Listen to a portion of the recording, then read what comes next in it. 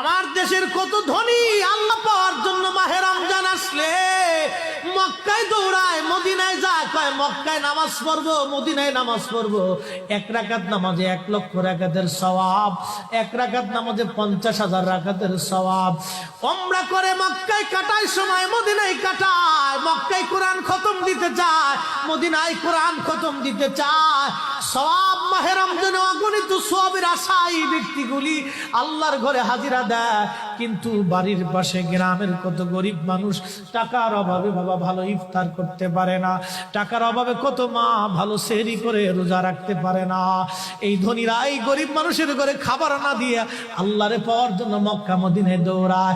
আল্লাহ ডাক দেখো, বান্দা একবার মরে দেখ, কায়দা মতো জুতা দিয়ে পিটামো, আমার বান্দারা না খায় ইফতার করবে, আর তুই আল্লাহ পাওয়ার জন্য মক্কায় আইছো, এমন আল্লাহ আমি ধরা দেব না।